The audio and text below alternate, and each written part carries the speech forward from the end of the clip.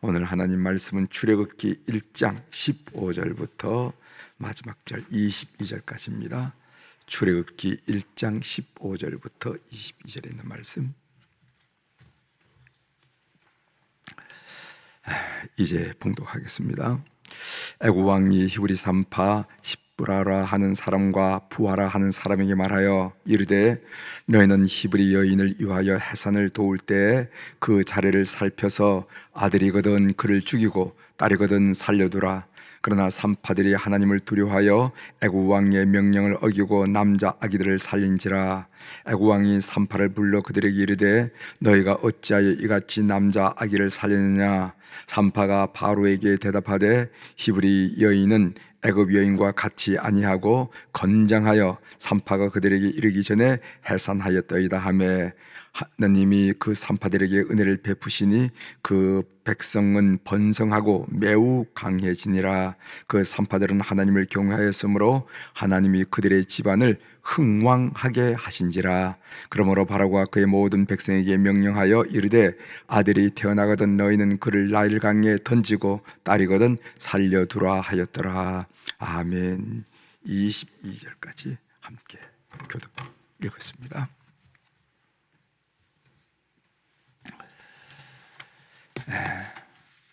오늘 우리가 읽은 출애굽기 1장 15절에 있는 말씀을 중심으로, 이하에 있는 말씀을 중심으로 주제를 잘 될 줄 알았는데 망하다니, 이렇게 주제를 좀 잡아봤습니다. 잘 될 줄 알았는데 망하다니. 우리가 그런 얘기 하잖아요. 잘 될 줄 알았는데, 여기 투자하면 잘 될 줄 알았는데 안 됐다, 망했다, 이런 얘기를 하는데, 그런 얘기를 인용하면서 잘 될 줄 알았는데 망하다니. 오늘 본문 내용은 우리가 읽은 그대로입니다. 애굽 왕은 히브리 산파 십브라와 부하에게 아이를 받을 때 아들이거든 죽이고 딸이거든 살려라, 이렇게 명령을 했죠. 그러나 그 산파들은 하나님을 두려워했기 때문에 애굽 왕의 명령을 어기고 남자 아기도 살려줬다는 거예요. 애굽 왕이 그 산파들을 불러다가 왜 남자아이를 살렸느냐 이렇게 물으니까 얼마나 히브리 여인이 지혜롭게 대답했냐면은, 히브리 여인들이 건강하여, 히브리 산파가 대답했냐면은, 히브리 여인들은 건강하여서 산파가 도착하기 전에 이미 출산하여 어떻게 우리가 손을 쓸 사이가 없었습니다, 이렇게 둘러댔어요. 애굽 왕은 모든 백성이 말하기를, 아들을 낳으면은 나일강에 던지고 딸이거든 살려두라, 이렇게 명령을 내리는 것을 마지막 절 22절에 우리가 읽었습니다. 본문을 읽는 가운데 눈에 들어온 구절은 역시 22절이었습니다. 한번 제가 다시 한번 읽어드리겠습니다. 그러므로 바로가 그의 모든 백성에게 명령하여 이르되, 아들이 태어나거든 너희는 그를 나일강에 던지고 딸이거든 살려두라 하였도다. 이스라엘이 이 애굽의 고신 땅에서 떠나지 못한 이유가 뭐였습니까? 7년 기근 때 야곱의 가족들은 그 당시 총리였던 요셉의 초청으로 애굽에 내려와서 목축하기에 좋은 고신 땅에 머물렀어요. 이 고신 땅은 오늘 그 델타 지역의 동북부, 여러분 나일 삼각주라 하는 말씀 아시죠? 나일강이 저 위에서부터 빅토리아 호수로부터 쭉 내려와서 내려올수록 삼각주를 이루는데, 그 나일 삼각주 동북부 지역에 있는 그 한 지역이 고센 땅입니다. 그 고센 땅은 나일강물이 사시사철 늘 흐르기 때문에 풀이 좋아서 목축하기에 최고로 적당한 지역이었어요. 그래서 그 자리에 머물렀다는 겁니다. 이스라엘 백성들은 7년 기근을 피했으면은 하나님이 주신 가나안 땅으로 돌아갔어야만 했습니다. 그러나 그들은 가나안 땅에 돌아가지 않았어요. 왜냐하면 그들의 눈으로 보기에는, 그들이 판단하기에는, 그들이 보기에는 고센 땅은 가나안 땅보다 몇천 배 살기 좋은 땅이었기 때문에 그렇습니다. 몇천 배 살기 좋은 땅이었기 때문에 그렇습니다. 그래서 고센 땅에 살면은 잘 될 줄 알았어요. 그래서 그 잘 될 줄 알고 430년 동안 그 땅에 머물렀던 것입니다. 그런데 잘 될 줄 알았는데 망하게 생겼습니다. 번성할 줄 알았는데 씨가 마르게 생겼어요. 22절에서 다시 읽어봅니다. 22절의 말씀. 그러므로 바로가 그의 모든 백성에게 명령하여 이르되 아들이 태어나거든 너희는 그를 나일강에 던지고 딸이거든 살려두라 하였도다. 이거 씨를 말리겠다, 씨를 말렸겠다 한 말이 아니고 무슨 말이겠어요? 오늘 본문이 우리에게 주는 영적 교훈이 있습니다. 잘 들어볼 필요가 있어요. 세상 따라가면 망하고 하나님 따라가면 흥한다 라는 말이 아니겠습니까?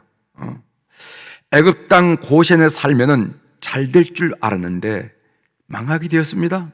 반면 산파들은 하나님을 따라가서 흥했다 하고 너희들 눈을 크게 뜨고 한번 비교해봐라 하는 형식으로 21절에 이런 말씀이 있습니다. 그 산파들은 하나님을 경외하였으므로 하나님이 그들의 집안을 흥왕하게 하신지라. 번성하겠단 말입니다. 왜? 하나님을 경외했기 때문에. 그 산파들은 하나님을 경외했으므로. 그래서 오늘 성경을 읽어본 말입니다. 마치 너희들 눈 똑똑히 뜨고 이 성경 구절을 비교해봐라. 21절에 이런 말씀 주시고 22절에 이런 말씀 주시면서 이렇게 하는 것이 사는 도리야 라고 우리에게 강조하듯이 하신 말씀을 우리가 읽었습니다. 여러분 창세기 13장에 보면은 아브람과 롯의 선택에 관한 말씀이 나옵니다. 아브람과 롯이 소유가 많아서 같이 동거할 수가 없었어요. 함께 살 수가 없었습니다. 부득불 분가를 해야 할 입장이었습니다. 그래서 아브람이 그의 조카 롯에게 제안을 해요. 그 제안한 말씀이 창세기 13장 9절의 말씀이죠. 네 앞에 온 땅이 있지 아니하냐? 나를 떠나가라. 내가 저하면 나는 우하고 내가 우하면 나는 좌리라. 이렇게 제안을 했습니다. 롯은 좌우 동서남북을 쭉 둘러보니까 온 땅에 물이 넉넉해서 풍요로운 소돔과 고모라 땅을 선택했습니다. 이것은 소돔과 고모라 성이 멸망하기 전이었죠. 가만히 보면 거기는 물이 늘 잔잔하고 요단 계곡이니까 물이 늘 잔잔하고 푸른 초장이 펼쳐져 있고 참 이 양 먹이가 참 좋은 땅이다. 롯은 삼촌 아브라함에게는 미안했지만은 그래도 좋은 땅을 차지해야 앞날 우리 자손들의 번성을 기약할 것이 아니겠는가? 미안한 건 잠시고 죄송스러운 건 잠시지. 장래를 생각해서 그래서 삼촌 죄송하지만은 저 요단을 제가 가겠습니다. 그랬더니까 아브라함은요, 그럼 가라고. 그랬어요. 아브라함은 건조한 산악지대인 헤브론 산지를 선택하고 거기서 하나님께 제단을 쌓았다. 이렇게 성경 말씀하고 있습니다. 아브라함은 복은 땅이 주는 것이 아니라 하나님이 주신다는 확실한 믿음이 있었기 때문에 롯의 선택에 대해서 그렇게 아쉬워하지도 않고 속상해하지도 않고 괘씸해하지도 않았어요. 결국 어떻게 되었습니까? 여러분 잘 아시죠? 롯은 잘 될 줄 알았는데 소돔과 고모라 성이 유황불로 멸망할 때 쫄딱 망했어. 가산을 가지고 나오지 못하는 것은 물론이거니와 겨우 가소를 데리고 도망을 갔는데 그 부인은 오다가 뒤를 돌아와가지고 소금 기둥이 되는, 말하자면은 우리가 말하면은 쫄딱 망하고 말았다. 그러나 하나님의 축복을 받은 아브라함은 어떻게 됐습니까?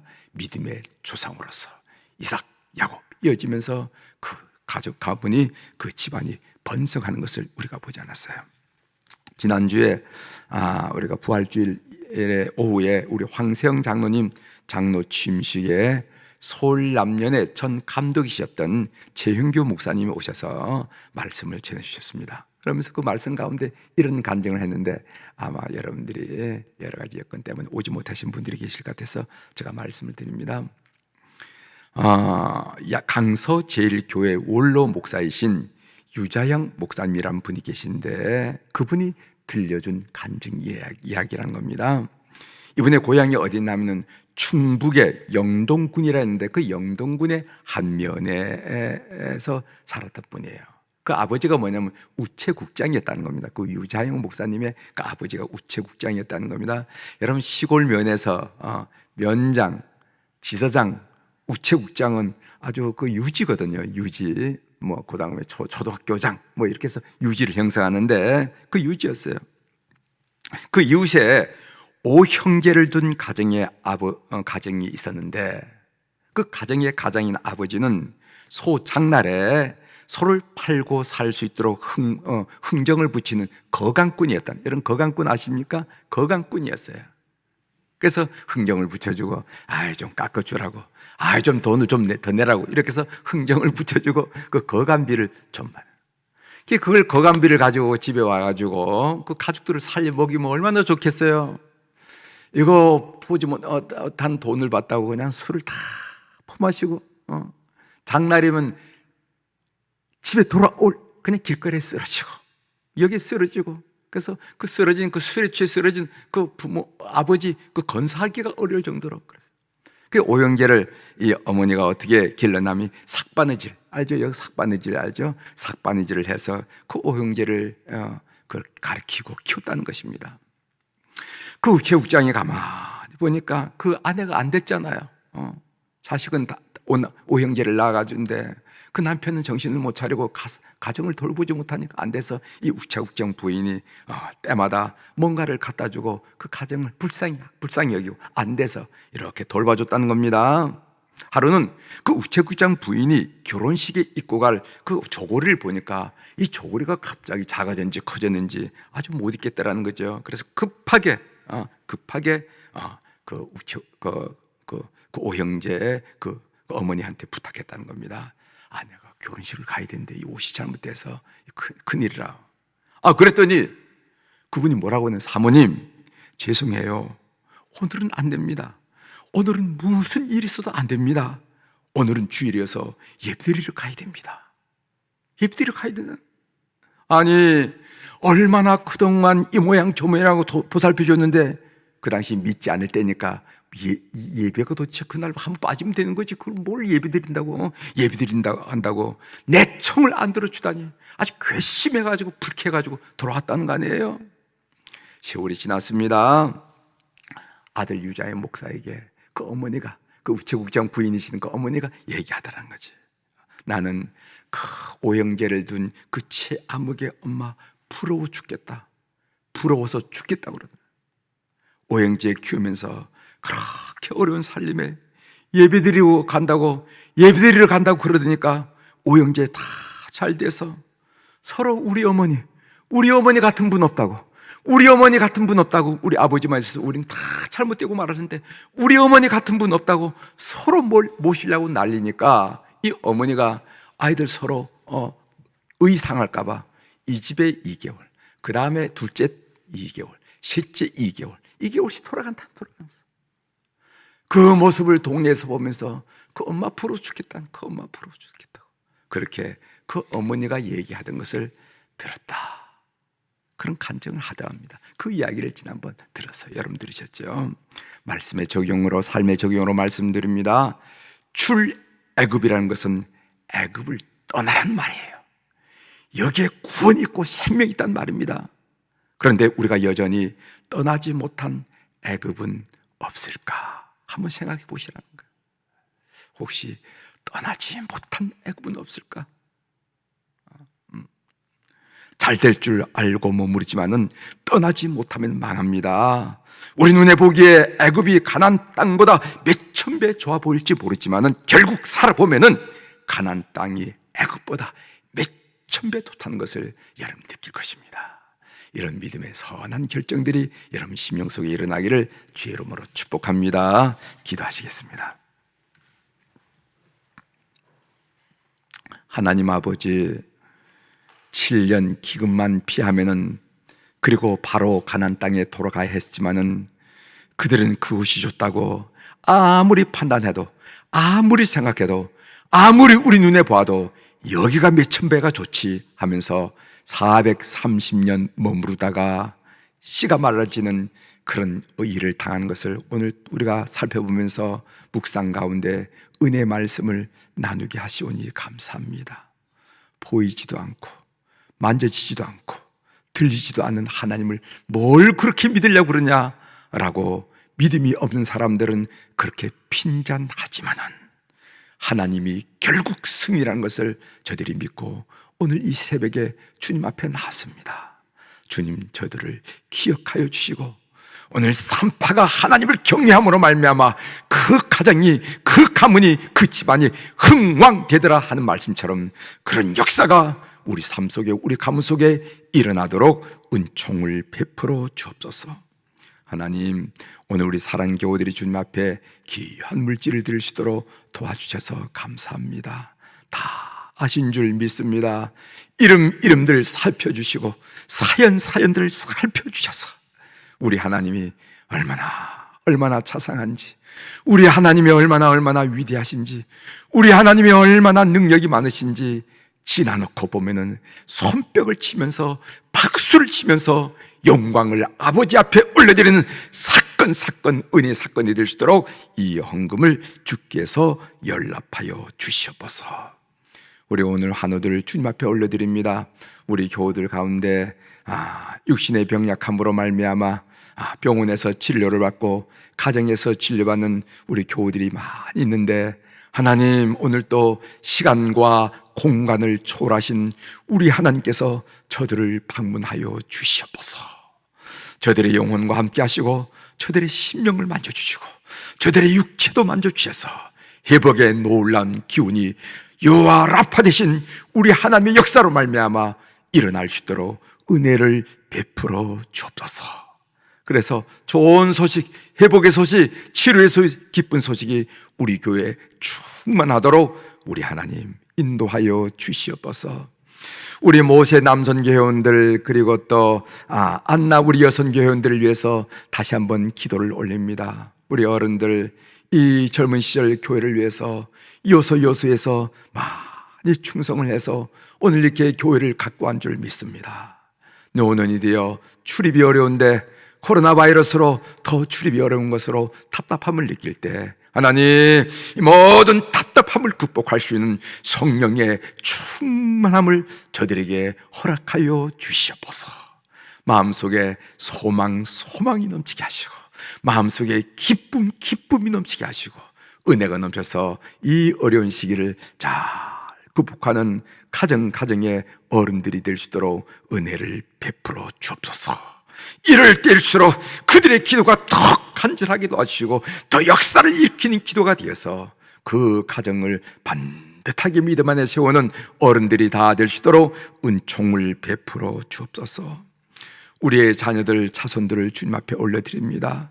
해에서 사업하고 직장 생활을 하고 학문하고 군대 나가서 군무를 담당하고 그리고 취직의 문을 놓고 그리고 직장 생활을 하고 그리고 결혼을 위해서 기도하고 잉태를 위해서 기도하고 출산을 위해서 기도하고 대학문을 놓고 하는 우리 모든 자녀들, 하나님, 제가 이렇게 열거를 했지만은 아버지로서, 어머니로서, 할아버지로서, 할머니로서 할 수 있는 일이 거의 없다는 것을 고백드리면서 오늘 우리의 자손들을 주님 앞에 올려드립니다. 그 은혜의 손길로, 거룩한 손길로 다스려 주셔서 믿음이 기대되고 축복이 기대되는 것을 우리가 늘 보면서 하나님께 영광을 올려드릴 수 있도록 은혜를 베풀어 주옵소서. 오늘 또 하늘의 주권과 땅의 주권을 가진 우리 주님의 권세 있는 이름으로 이 새벽에 선포합니다. 내 영혼이 잘된 같이 범사가 잘되고 강건한 축복을 이 전에 나온 우리 사랑하는 교우들 그리고 7시에 녹음한 이 말씀을 들으면서 은혜 받는 우리 모든 교우들이 이리까지 은혜 생활이 24시간 펼쳐질 수 있도록 역사하여 주시옵소서. 감사드리며 예수님의 이름으로 기도 올려옵나이다. 아멘.